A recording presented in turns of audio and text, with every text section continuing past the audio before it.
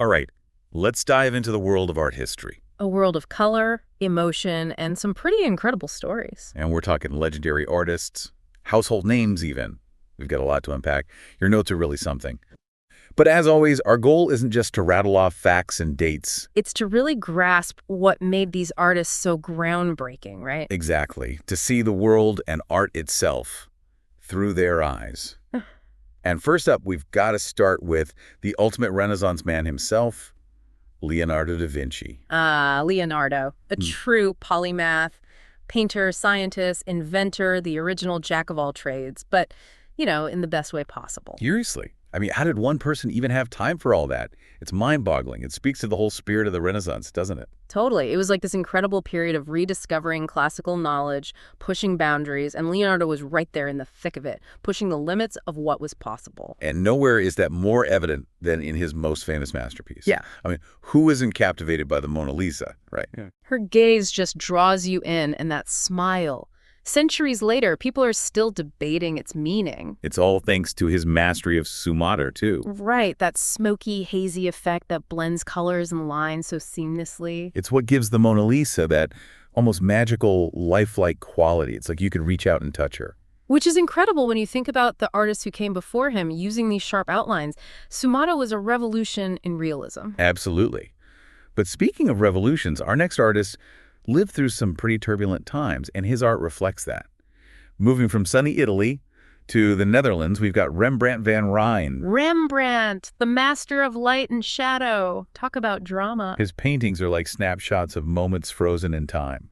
And that play between darkness and light, it's just masterful. He used a technique called chiaroscuro, using those stark contrasts to create depth, emotion, even a touch of theatricality. The Night Watch is the perfect example. The way he bathes certain figures in light while others fade into the shadows, you can practically feel the tension.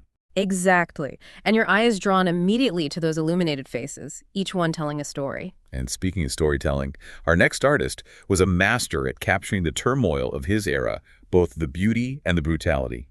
We're up to 18th century Spain, the world of Francisco Goya. Goya.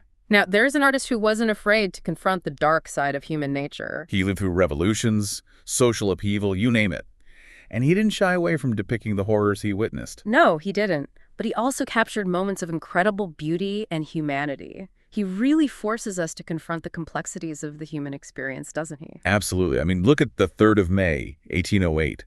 It's a brutal depiction of an execution, but it's impossible to turn away from. The raw emotion, the fear, the defiance, it hits you right in the gut. And that's what makes Goya's work so powerful even centuries later. He holds a mirror up to humanity, warts and all. He really does. But now, let's shift gears, shall we? We're moving from the drama and intensity of Goya to something totally different, 19th century France, the era of Impressionism. We're talking about Claude Monet. Monet, the master of light and color. Talk about a departure from the artists we've talked about so far.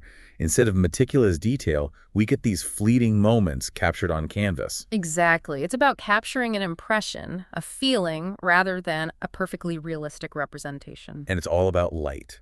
The way it dances on water, filters through trees, bathes everything in this almost ethereal glow. And to think, the entire movement gets its name from one of his paintings. Impression, Sunrise. Can you believe it was initially met with such mixed reviews? Oh, I know. Critics thought it was unfinished, scandalous even. Now it's an icon, and for good reason. Those quick brushstrokes, vibrant colors, it's the essence of Impressionism. It goes to show you how art can be so subjective, right?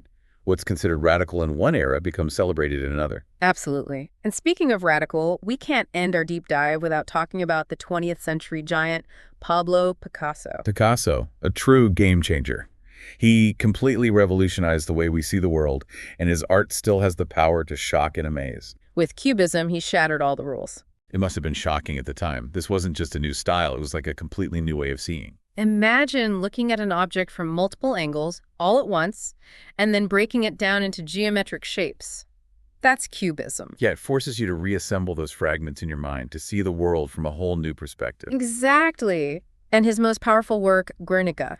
A masterpiece, but so haunting. It's a cry of anguish against the horrors of the Spanish Civil War.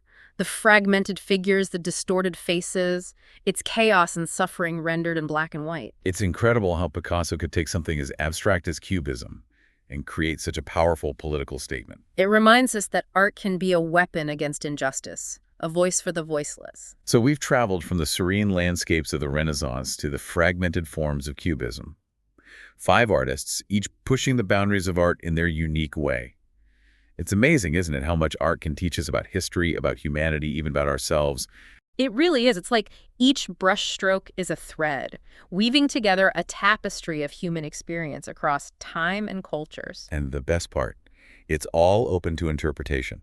There's no right or wrong answer when it comes to art. So, as you continue to explore the works of these masters, Ask yourself, what speaks to you? Which artist's vision resonates with you the most? and if you could have a conversation with just one of them, who would it be, and what burning question would you ask? Let us know.